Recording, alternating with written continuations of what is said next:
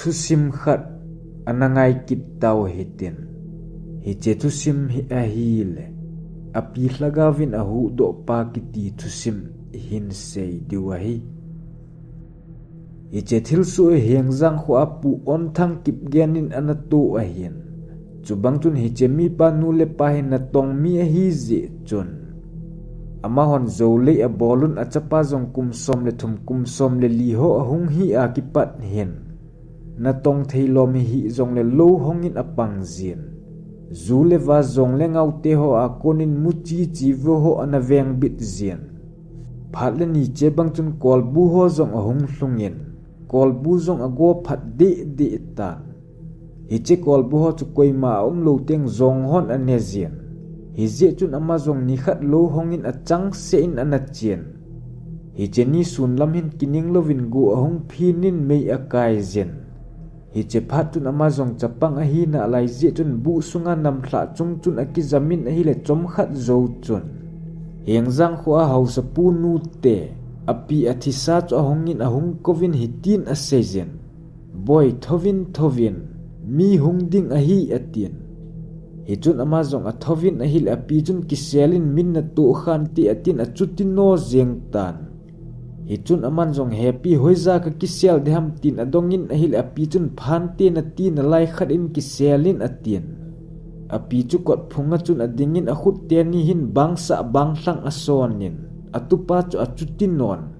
hi che bu hi apan a lai lung don ta thinglong leng ta khat a koiza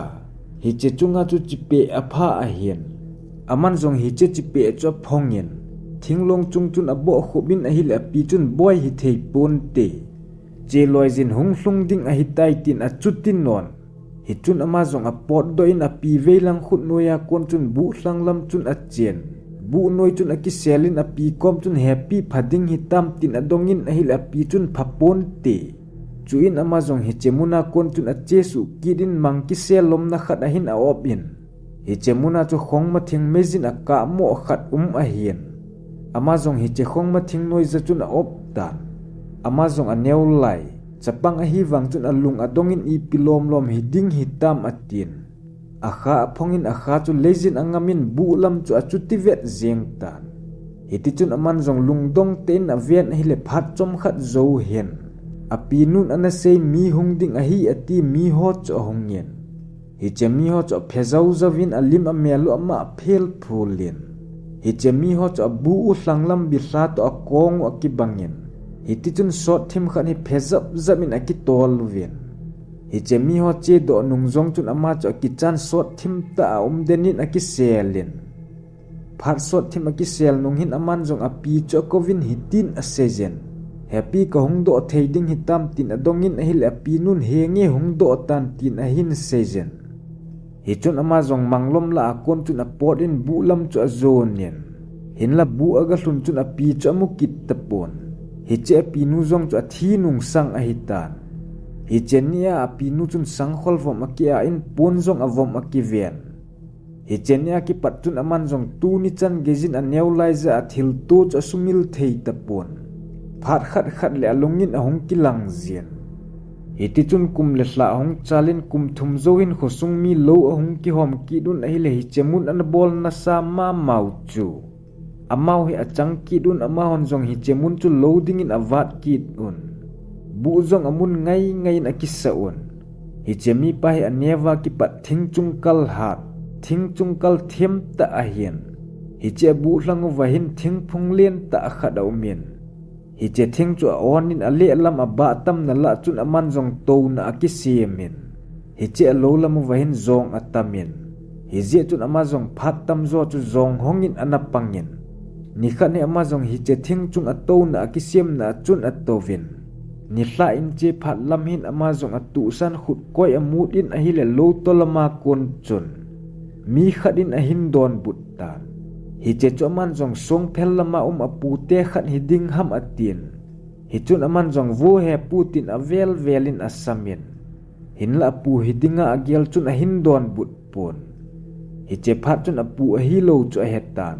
chu in a velin aman jong khut koi chu mut kidin a hi la mut to kitu chun lo to lama kon chun khut koi hong ki mut kit tan hi che phat wang chun akola chu amul ki thuna ki pei abangin hi chun chapang a hi wangin atimul athovin aluzong alien be bangin a hian hi che ho phat lai ni dang san in che phat kon a hitan